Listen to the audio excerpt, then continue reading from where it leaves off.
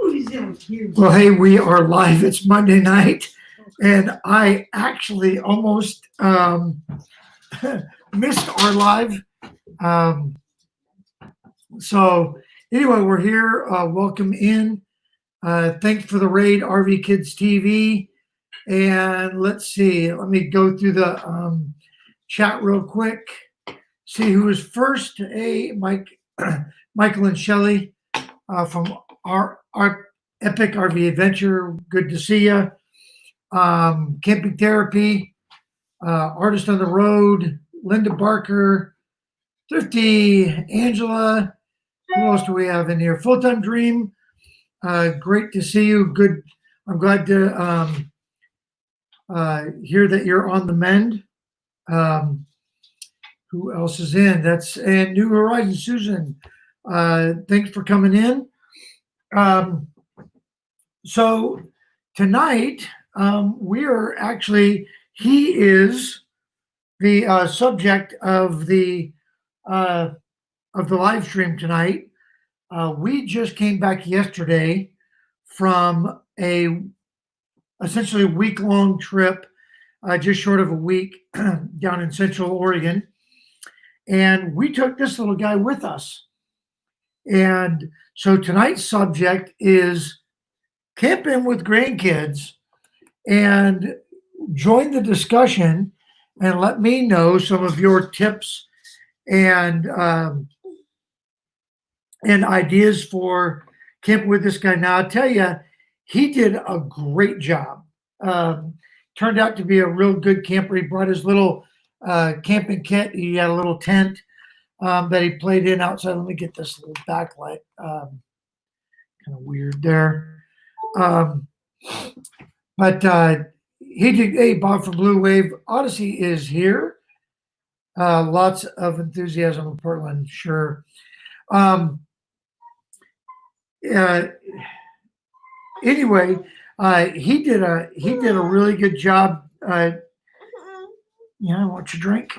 Hold on. So, some of the things that we learned over the last week was having an 18-month-old was a heck of a lot easier when we were 26 years younger. And that's not saying he was terrible, because he did really great, slept through the night, didn't take up too much space, ate his entire body weight in every meal that we cooked. We didn't have to cook anything special for him. He just jumped right in and did a good job. One of the things that we also learned was walk him tired. In the evening, we'd go for a little walk or something, and we brought his stroller with us. And typically he wanted to get out and walk around, and he learned to grab Papa's finger and pull Papa around the campsite. So, he wore himself out pretty good. You want to jump in here? No, I'm eating. No. Yes, I will, But bring a wagon. That's a really good tip. And we were going to bring our wagon, and just basically forgot about it. But that would have been good. But other than that, he did really good. Brought a box of his toys and his favorite stuff. One of the other things that we learned, and whether you agree with it or not, is up for a debate for another time. But the electronics is basically a part of these little guys' lives now, and they haven't replaced, play and parenting and that kind of stuff. But the learning value that you get with your tablet, versus a traditional coloring book or board games or whatever, to me, it's kind of a wash. He's absolutely incredible. Yeah. With in using an iPad. He knows how to swipe and scroll, and this is his American flag that he got at Camping World. Want to show everybody your flag? Yeah.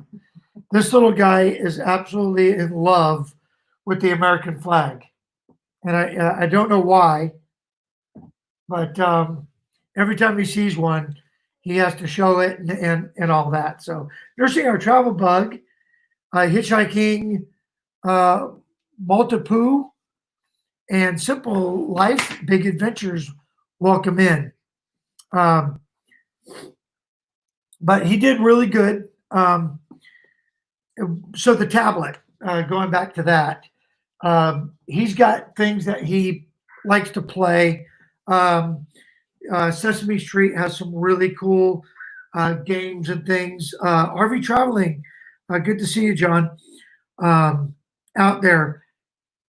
Before we do it the next time, though, we're going to load up some of his favorite movies and TV shows and games. And by TV shows, it's like episodes of Sesame Street and Mickey Mouse. Mickey Mouse Funhouse. Hey, Wags, good to see you. Dump those tanks, buddy. Wear gloves. Make sure you got gloves on. So, and then he goes. Oh, But you better change. it's actually not too bad outside. Okay. Um, Let's change your diaper. so yeah, that's definitely something we're going to load up and get ready for him. Also, some of his favorite storybooks, if we can find those on the tablet, because it's a lot easier to bring an iPad Mini, or Teresa has a regular iPad, than it is to take a whole bunch of that stuff. And hey, Corey and Lori from Northwoods RV Life, good to see you. RV Kids TV, again, thanks for bringing people by. But we found it was pretty important, and he really only got on the iPad in the evening and in the morning. So as we were having breakfast or getting breakfast ready, he would sit at the table and play his game or whatever. And then in the evening, it was a nice way to kind of wind him down with, Mickey Mouse Funhouse or something like that. He likes the Roadster Racers and stuff. So it was nice to give him something from home. Never once did he get homesick or any of that. Never, cried for home or whatever. In fact, really, the only time that he cried was he woke up on the first night and it was dark and he didn't know where he was. But as soon as we turned lights on and he recognized us and knew that we were. So, Artist on the Road, popsicle sticks. Yes, we brought lots of popsicle sticks, but they had popsicles attached to them. So that became, Papa and Levi time after dinner. We sat outside and had popsicles. So that's something that he definitely enjoys a lot. So anyway, we learned a lot, and this is his third time out with us. The first time was just a one night deal. The second time he was out with us for 2 nights, and then COVID hit, and so that was the end of that camping trip. But going out for a week with him was definitely a learning experience for us, and definitely we learned that he's going to be good out there with us out in the trailer. So anyway, let me see. I was going to bring up a picture here. Hold on one sec. like I said, I jumped into the room and I was like totally ill prepared. Um, yeah, here we go. Did it this way. You don't want to watch this?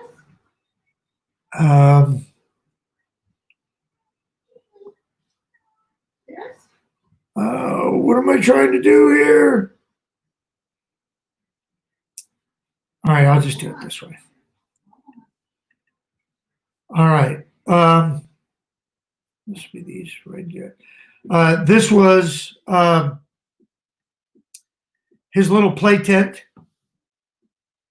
and it just popped up, and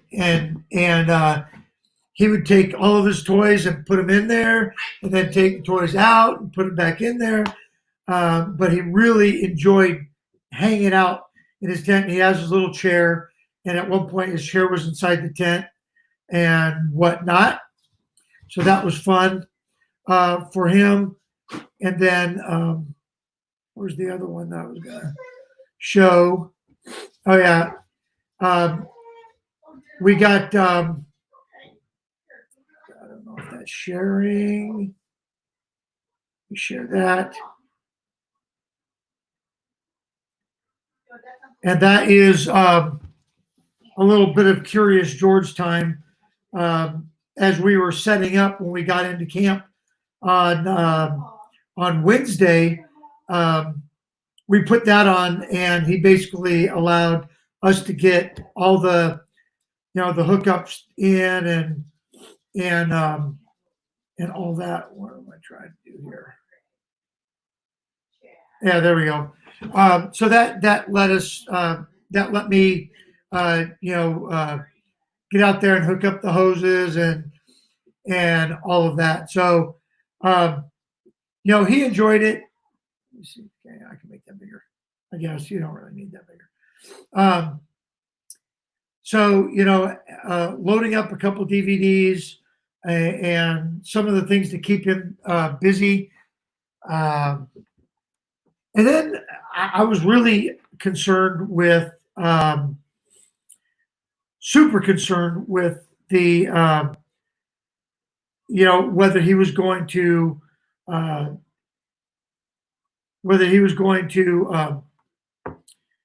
eat, all the stuff that we wanted to eat. He did. We like I said, we just cooked our regular stuff.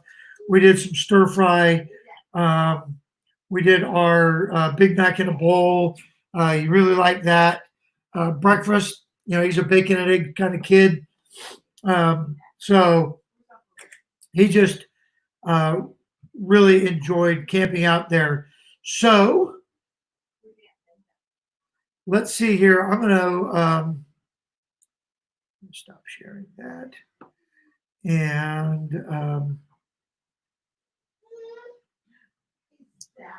And so if you guys have camped with your grandkids, now your own kids don't count. So if you've camped with your grandkids, throw some ideas in the chat, and I just threw the link up there. If you want to come in and talk about camping with your grandkids, you are cordially invited, and we can put more than one peoples on the panel if you want to talk about camping with grandkids. That is the subject for tonight, and that's kind of where we're at. So again, it was just a great experience with him. We really enjoyed it, and he goes to bed typically about 9, between 8:30 and 9 o'clock, and that was no exception. As soon as he started getting a little cranky, we knew, it was time for him to settle down. Hey, Ron, I'll bring you in. Hello. Hey, how you doing, buddy? I'm doing pretty good. How you feeling? Worn out. Yeah, I tell you, I've been following your medical journey, and and good luck with the hip and all that. But that other stuff was scary. Oh yeah, it was a surprise. I couldn't believe that the pain from my hip was causing all of that with the rest of my body. But Yeah, yeah, the body's an incredible thing. So, so you I, camp with grandkids? oh yeah, we've got 5 grandkids total. So we've gone camping one or individually, and we've gone camping with my son's kids there's 3 of them, and my daughter's kids separately with 2 of them. And it's a lot easier with one, that's for sure. Oh yeah. So Lyndon put get a site near the campground, and that's funny because typically we always want the site as far away from the campground as you could possibly get because of the kid noise. But that is a great idea when you have the grandkid with us. You know. Well, our grandkids are a little bit older. The youngest one right now is about 7, so they're a little bit older than Levi. So Yeah, yeah, and that's kind of a fun age. It's been a while since our kids were 7. Um, but I've definitely camped with like groups of them in like the Cub Scouts and stuff like that. So that's really a fun age because at that age it's all about discovery. You know. right, and everything's amazing. That they absolutely love to go on hikes because they see so many different things, and everything is the most wonderful thing in the world when they see it. Right, right. So yeah, I we always kind of joke about, boy, it's going to be great when he could. I can remember, and everybody knows this is our first grandkid, um, but he was born, and then it was like, well, I can't wait till he recognizes who we are, and then it was like, well, I can't wait till he starts crawling, and then I can't wait till he starts walking, and now he's running, so you got to chase him, um, and now we're at the point where he's just about ready to start talking, and he can communicate, but he's not talking yet.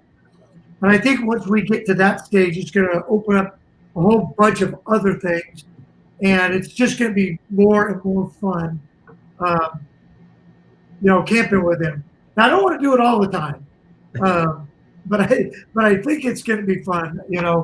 I love spending time with him like now, but it's always good at about 6 o'clock when we take him home, and let his Right. parents look over. So And then you don't have to worry about exactly what the treats that they're eating before you take them back either. oh, that's right. No, I load him up with popsicles and and all that stuff. And I'm the stereotypical load him up granddad. Just get him all wound up, and it doesn't matter to me if he takes a nap at 4 o'clock. So, hey, Endless RVing is in. What's up? We're talking about camping with grandkids tonight. We got Lon here, and he's got a bunch of grandkids, and used to camping with them. So, if you had to pick like one super secret grandpa tip, what would that be for camping? Find out each one of their favorite treats and make it a special event that at one point that they feel special by themselves, that hey, wow, this is exactly what I wanted. They thought about me. And Oh, when you have multiple kids or grandkids there with you, that it works over really good, that every now and then they feel as though they got to choose something.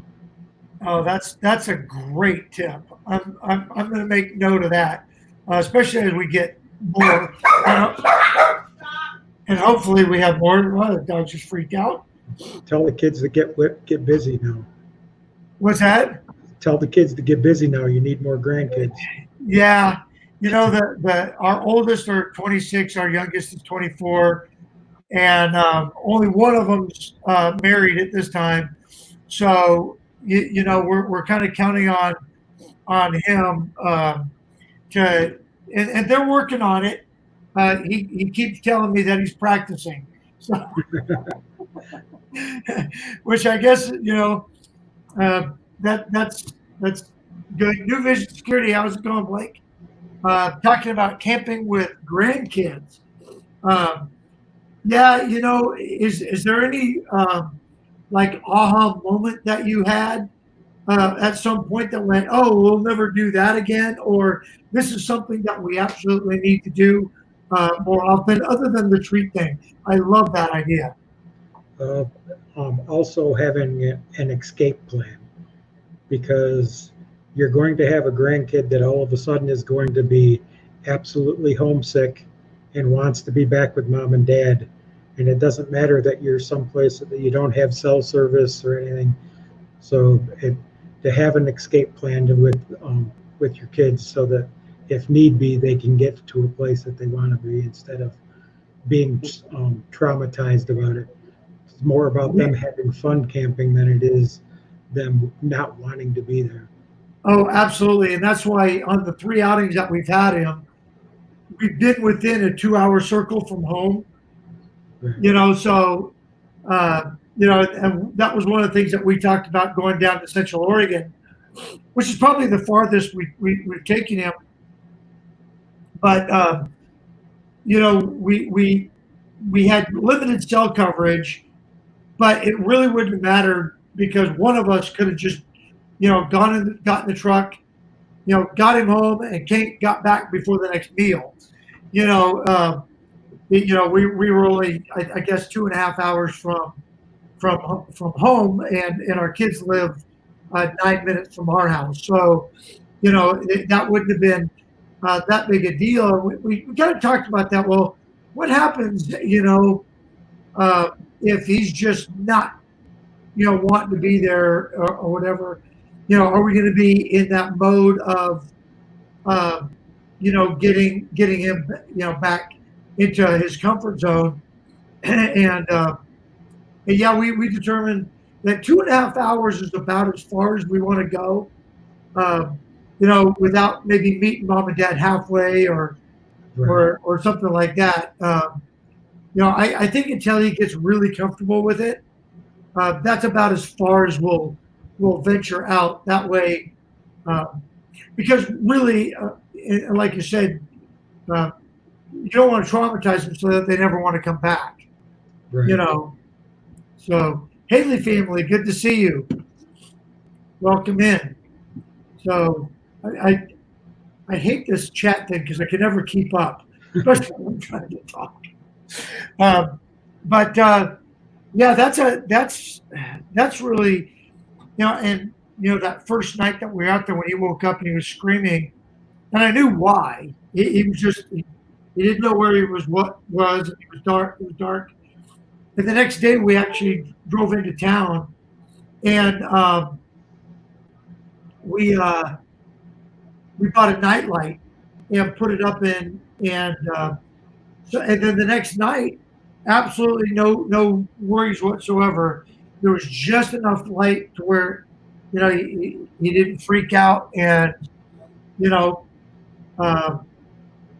any of that. So And then the second thing to make sure is that you don't plan a trip around going to a Cubs game, because that's child abuse. all right, thank you, Ron. It's been nice having you.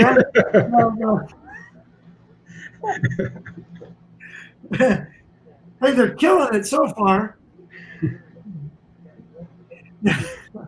That's not fair, because we're like, if you're talking about that 2.5 hour circle, the Cubs are a 3-day trip from here, essentially, especially for pulling the trailer. But that would not be abuse, and he would absolutely enjoy it. So it might be abuse if other kids were around, but that's funny right there. Now, if we were talking about going to a Cardinals game, now we're really talking about abuse. But we'll see. I just hope because we live in the Northwest, he doesn't become a Mariners fan. Because that would just really be that. Right. So, I threw the link up there if anybody wants to join Ron and I and get into the discussion on camping with grandkids. I know not everybody has them, but I know that a bunch of you do. And for us, this is all new. Every time we do something with Levi, it's a new adventure. You know, whether we take him to the zoo. He just went to the zoo for the very first time, which really wasn't the greatest because of COVID. All of the indoor animals were closed, so you didn't get the penguins and all the cool animals like that. But it was a new experience. And then we got out to the campground, and we found that chipmunks were everywhere, and he wanted to chase chipmunks around, especially because the dogs wanted to chase chipmunks around also. So, but he didn't understand why they were wild animals, but they weren't in a zoo. They weren't locked up to where when they ran away, and he couldn't just see them. So My grandkids, because they know that I do hunt, they see the chipmunks and they want their BB guns. So, but that's not happening. Yeah, our neighbor last week was a really cool guy, and he was sitting out there, and he had a squirt gun, and I mean the chipmunks were everywhere. You couldn't swing a cat without hitting a chipmunk, and he's hitting them with the squirt gun, and then they run away and come back. And after a while, I think the chipmunks started enjoying it because it was hot. It was about 100 degrees, and the chipmunks were actually enjoying getting soaked because they weren't running away anymore. So anyway, just fun stuff, and as we're developing our grandparent kit for camping. Jay Charles, how are you doing? Good to see you. I think we're going to get better at it. Again, I don't know that he's going to go out all the time with us, but we're definitely enjoying the time that we had with him. And I think we'll get better and better as we kind of learn how to be grandparents in the RV. Something new for us.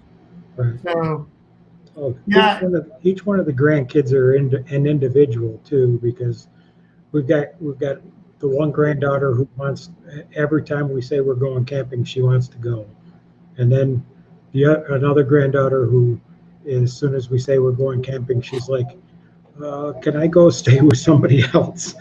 So she doesn't want to be camping because she's more into the watching her iPad or whatever it is, and we don't allow that stuff when we're camping. It's kind of, unless it's raining and there's nothing for them to do, we're pretty much outside and in the woods being active, doing things. Yeah, and like I said, we brought ours.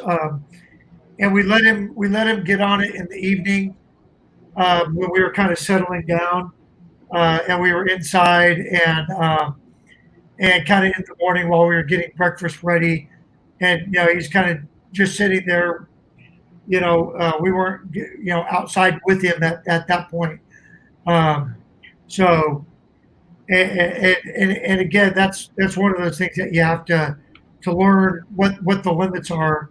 And what the capabilities are. Especially, you bring an iPad, you have no hookups. It's whatever you've got loaded, and so that was kind of limiting, which I thought was a good thing, because then it didn't tempt him, because once he got done playing his game, it was done. And then we moved outside, and we were ready to take on the day out there. for Everland RV, good to see you. Welcome in. So, yeah, it's a lot of fun. I highly encourage you all to camp with your grandkids. It's funny because our daughter-in-law has never been camping ever. She grew up in upstate New York, and never been camping. She married our son, who's camped his entire life. He's an Eagle Scout and the whole thing, and very outdoorsy. And they like to go on hikes and stuff, but she still hasn't been camping. And so we keep trying to get them to come with us. But she told my son that they need to get a trailer because she's not sure about the whole tent thing. And I said, well, we all start in tents, and you kind of move up to the trailer thing as you kind of get going. So we'll have to see how that goes. Johnny's Journeys, good to see you. We'll see how that goes. She still hasn't gone with us yet, so we'll have to see.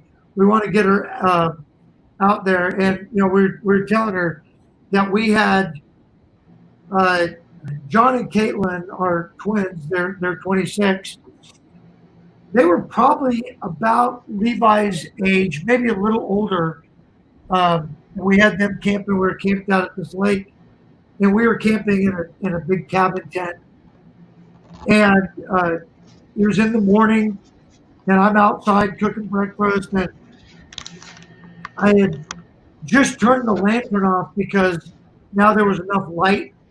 And John walked by, and he bumped the box that the lantern was on. It tipped over and burned our tent to the ground. It was nylon, just poof. So we ran into town and picked up another tent and just kept camping. We weren't going to let that stop our trip. But I always remind him of his early camping experiences, and how to be careful around hot lanterns and whatnot, because you don't want to burn the tent down too many times. For some reason, I'm kind of up there. I'm starting. There to you go. focus. You were out of focus there for a bit. And then going the other way, Judy spent a week before I got sick with her 86-year-old mother in the motorhome and was camped for a week with her. And that was completely different than grandkids. Yeah, I can imagine. I think that might even be a little harder, because at least the grandkid is going to do what you tell him to do. By and large, I think camping, that's one of the things that we like about camping with the group that we camp with. When I get tired of them, I just go in my camper. I can create a little bit of space on the phone. Oh. Yeah, our epic adventure. I'm trying to do two conversations, but yeah, I think camping with my mother-in-law would be really tough.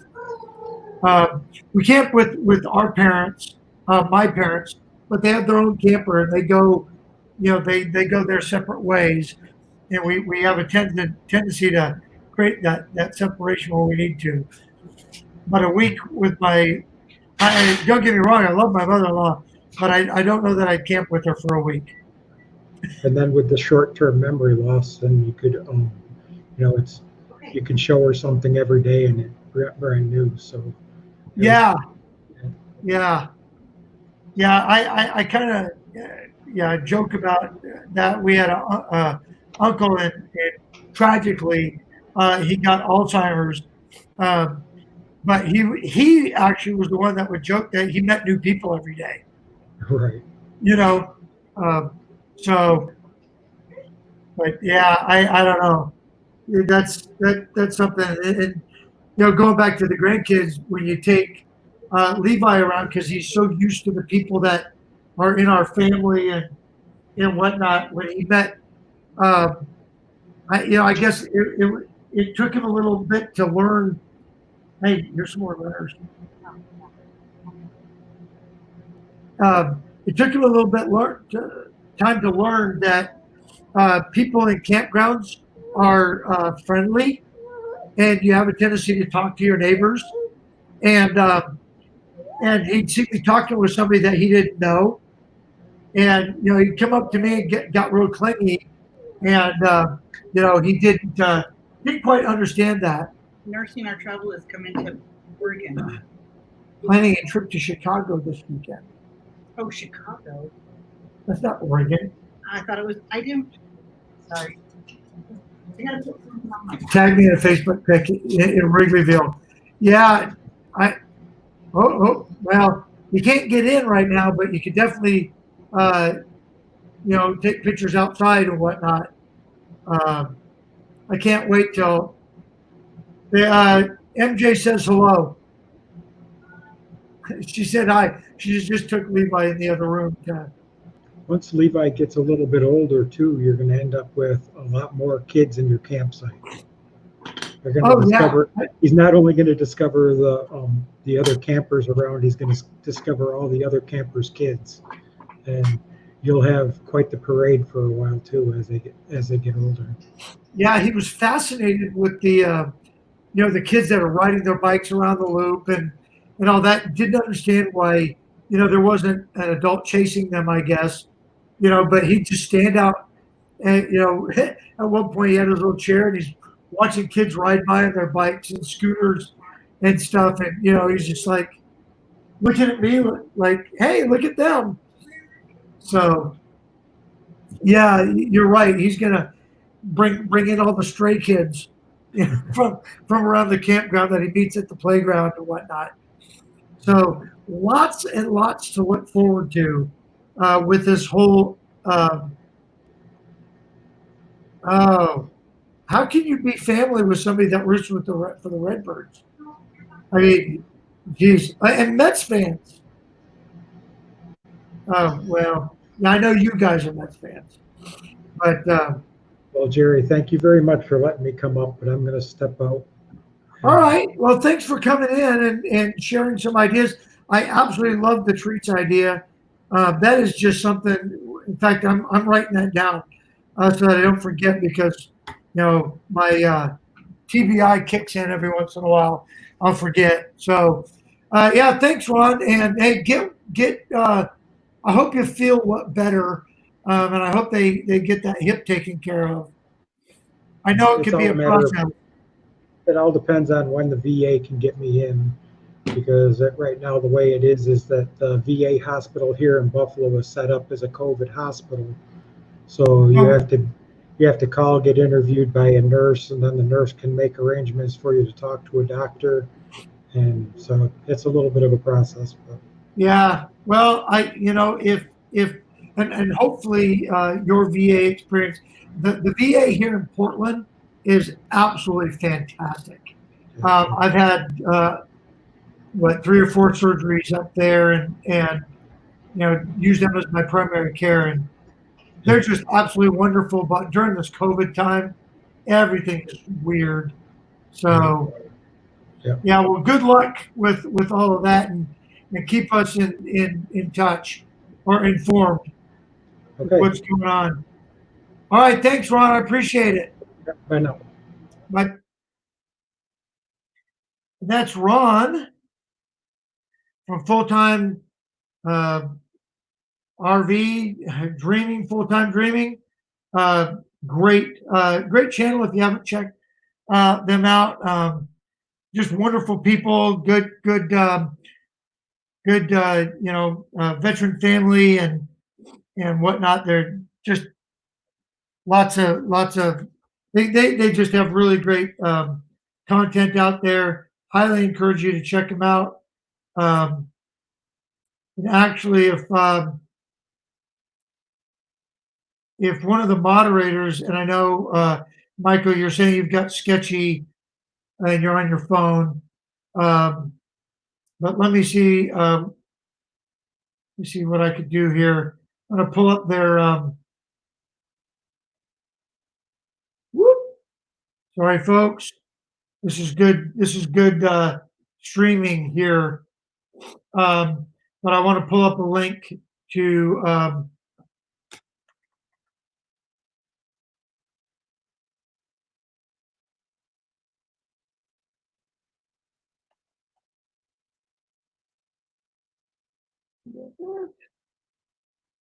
yeah, here we go. I'll throw their link up here. And if you haven't checked out their channel, please do so. Great folks, really good folks. All right, there's their link. And again, if anybody else wants to jump in, we got about 20 minutes or so. Yeah, I know. You know, that's why they have 30 teams, because not everybody can be Cubs fans. So, you know, that's that. If anybody else wants to jump in, oh, wrong link. Boom. Anybody else wants to jump in, and we could close out the last 20 minutes or so. And let me see here. Let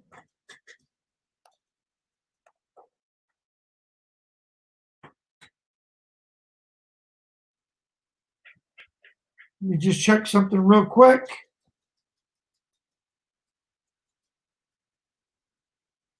Who's coming in after me? Is it John, or is it Justin and Christina? I'm looking at John's and I'm not seeing a link. So,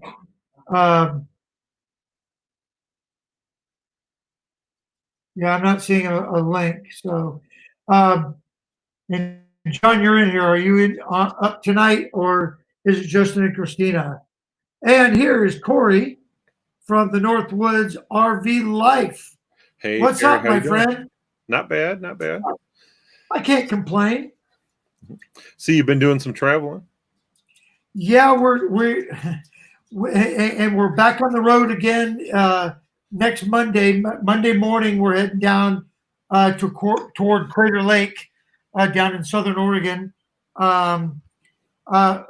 This is a twofold issue. Number one, we love being out in our RV, and number two, we got to get away from Portland. Yeah, So, yeah. The more we can stay away from, and we don't live in Portland. We live 18 miles east of Portland.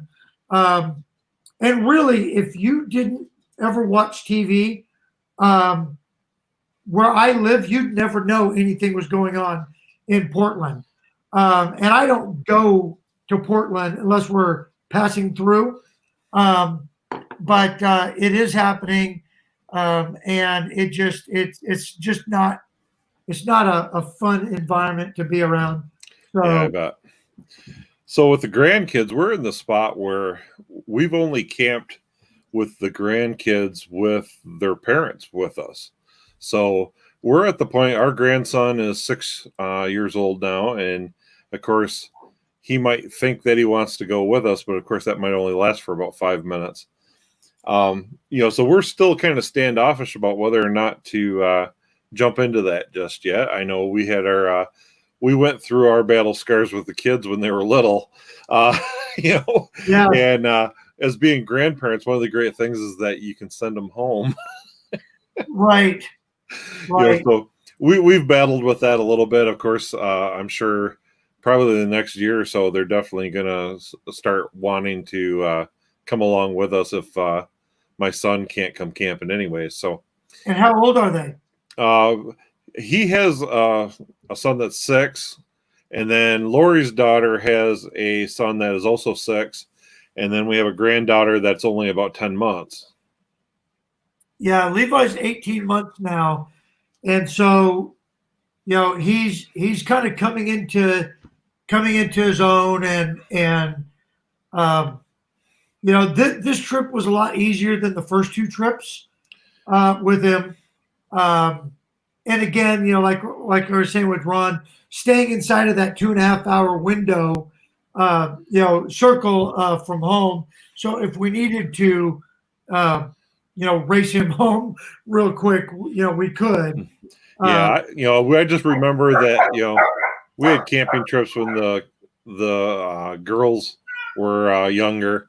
Lori's youngest daughter, she had some anxiety about being away from home, when she was young. So we had one camping trip. I remember Lori had to kind of sit with her in the van overnight because she couldn't stop, crying that she wanted to go home. So when they're little like that, that's definitely a struggle. Right. Yeah, and I want it to be a pleasant. Come here, buddy.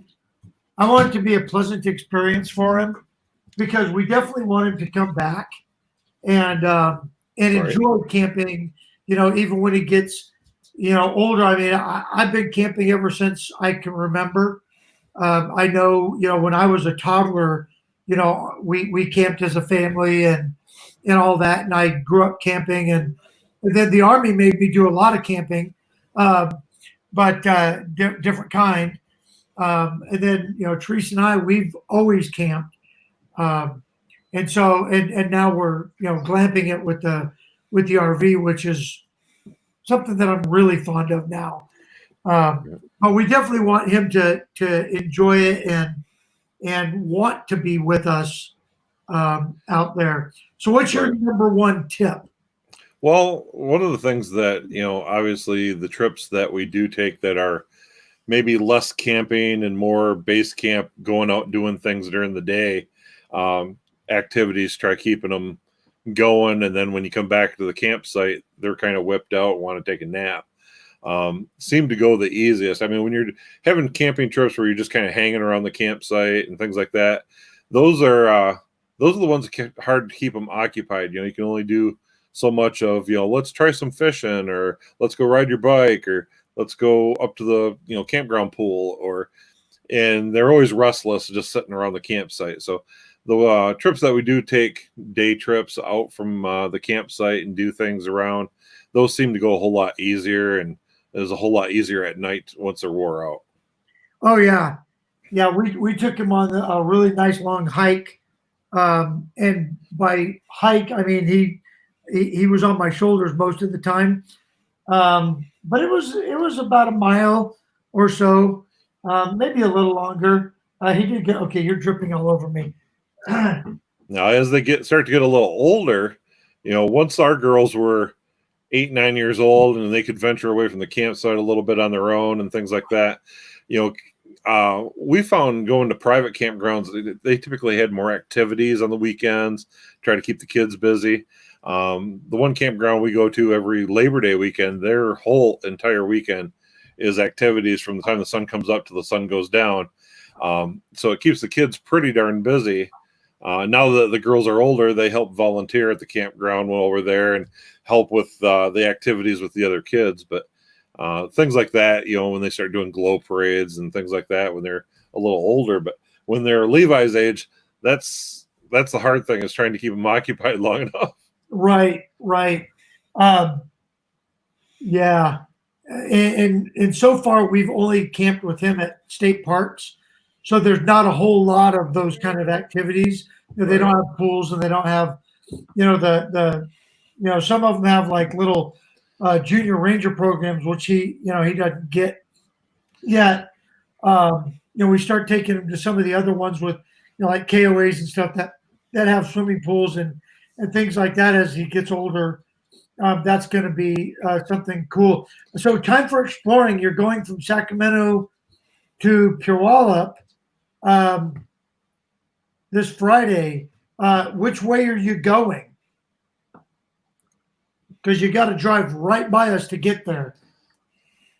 Now we're going to be down by Crater Lake next week, but yeah, if you're going from Sacramento to Puyallup, if you're heading right up I-5, you're going right by us. So, yeah, I'm able to do more. Okay, then Ron's just talking about his hip, and MJ had a question about Me not wanting to join the protest, no, I don't. And not only do I not want to join them, but they probably don't want me joining them.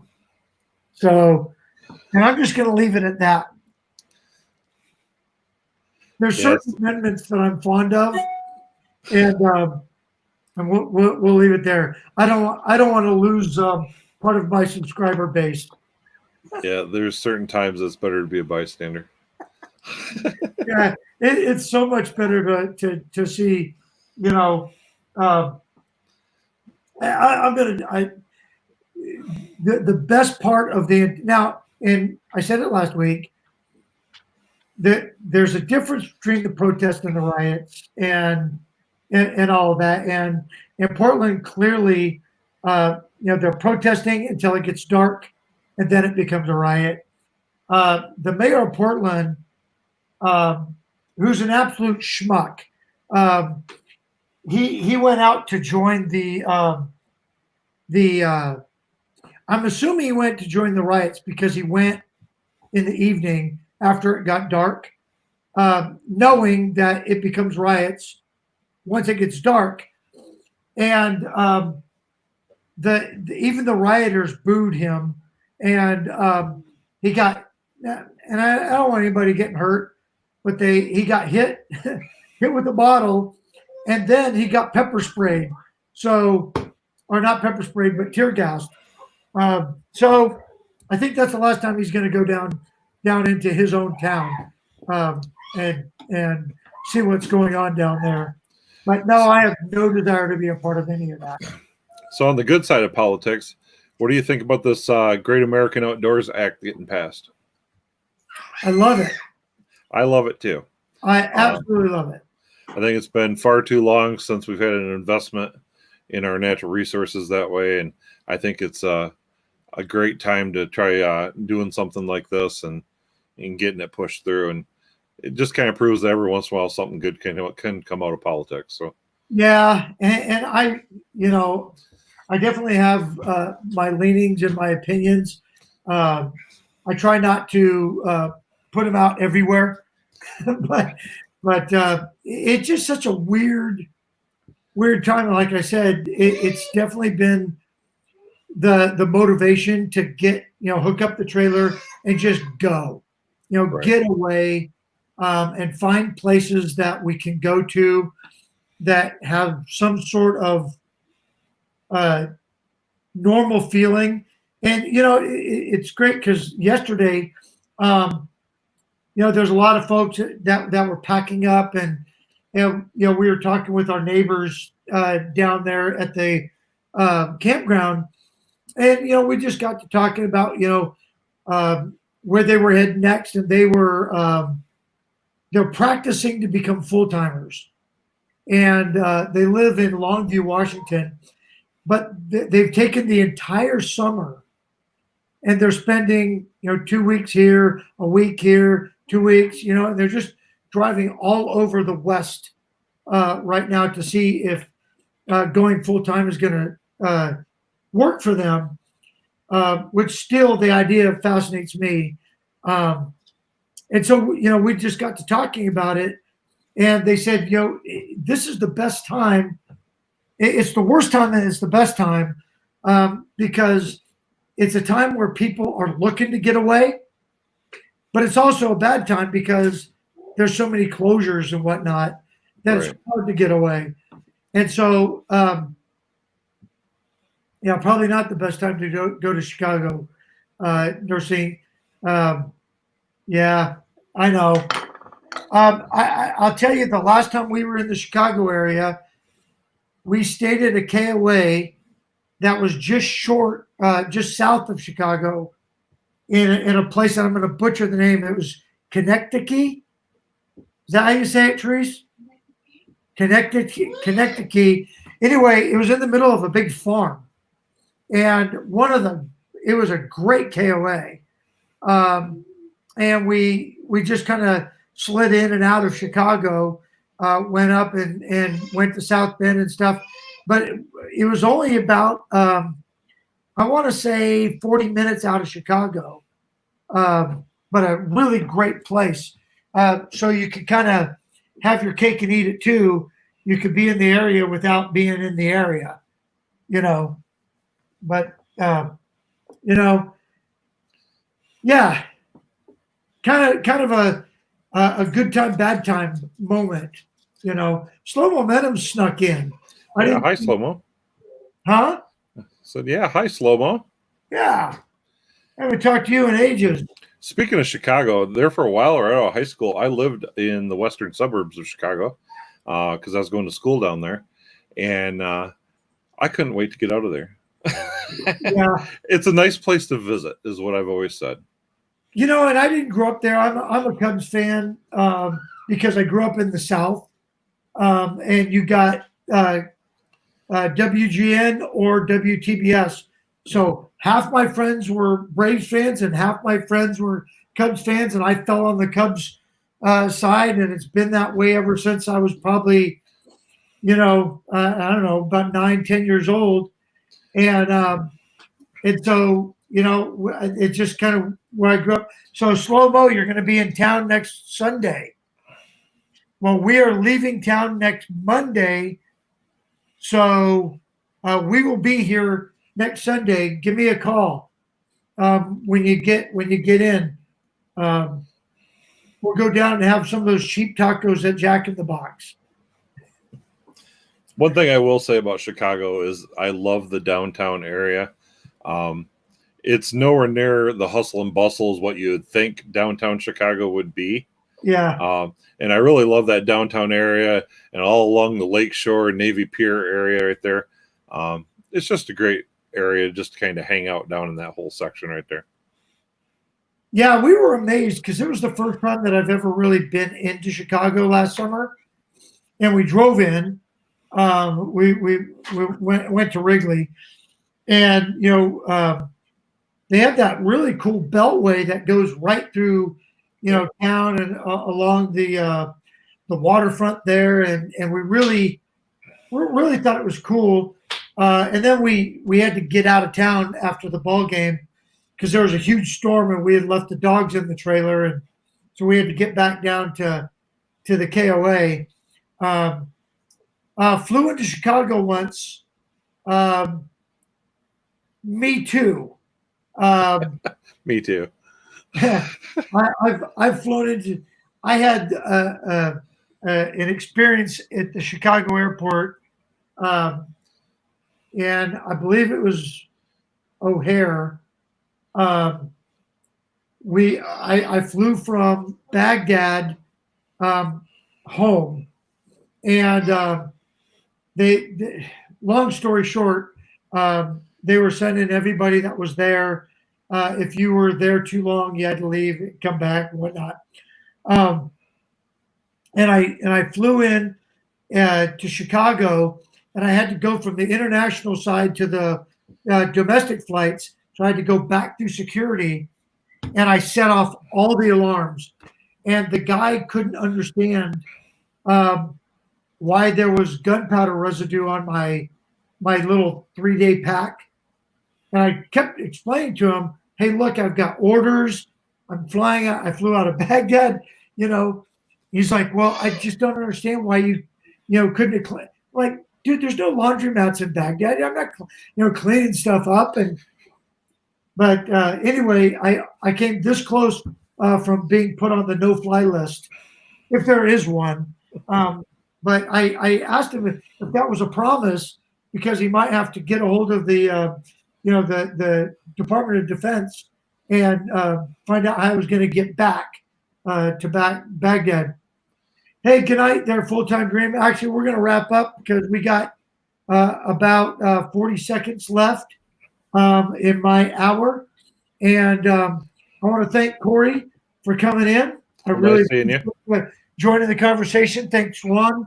Thank Juan for coming in. Thank everybody that came in and joined us tonight. There will not be a live stream next Monday because we're going to be out at a KOA down by Crater Lake.